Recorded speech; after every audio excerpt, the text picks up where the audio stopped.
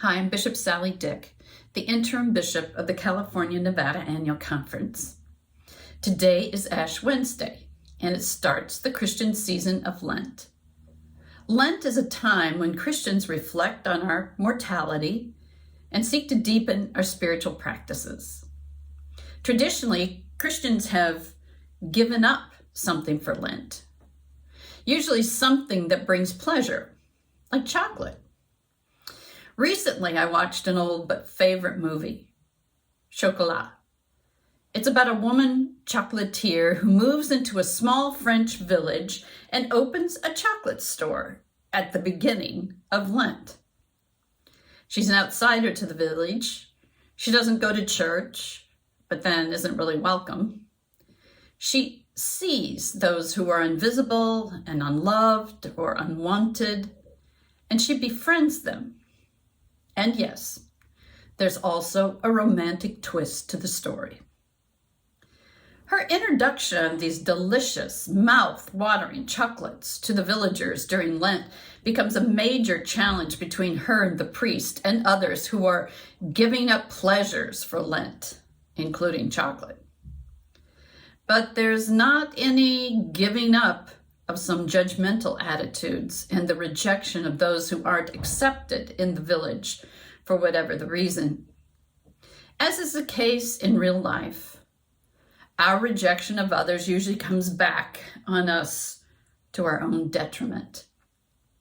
But spoiler alert, by Easter, there are many hearts strangely warmed.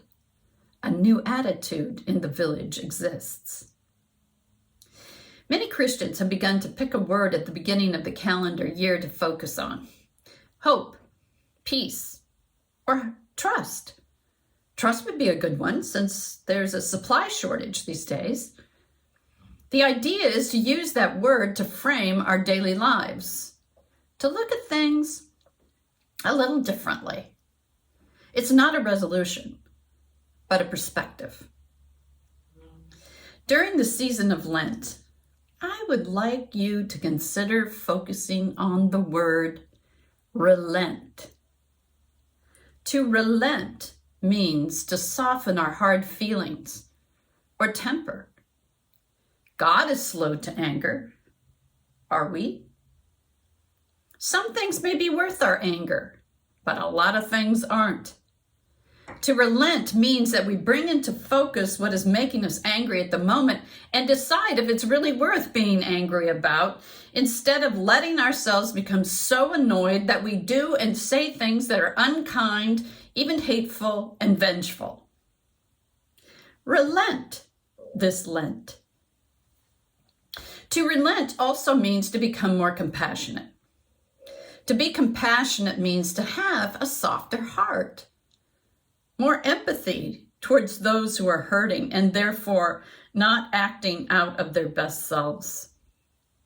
Such persons may be part of our everyday lives, or only people we see on the evening news, usually people we don't understand. The opposite of being compassionate is to be condemning or judging. So relent this Lent. To relent also means to become more forgiving.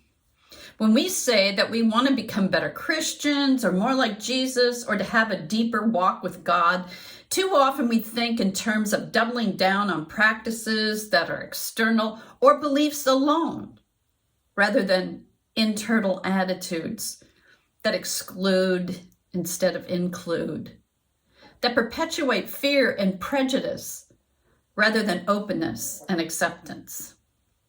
Relent this Lent. Relent's a great word, isn't it? You have to admit that it can have an added nuance, literally, to Lent again, relent. When we focus on a spiritual practice, or in this case, a word, hopefully it begins to take root in our thinking, feeling, relating, and being. To relent is to begin and continue to follow Jesus, to become more like Jesus in our hearts, in our minds, in our relationships, and in our commitments. This Lenten season, relent, relent. And again, I say relent. I'm going to try. P.S. Movies can move us through their stories to reflect on ourselves a little deeper. Another favorite old but beautiful movie besides Chocolat with a similar theme of relenting is Babette's Feast. Like Chocolat, it tells a story of the village who focuses on external religious practices, like food, rather than attitudes of the heart.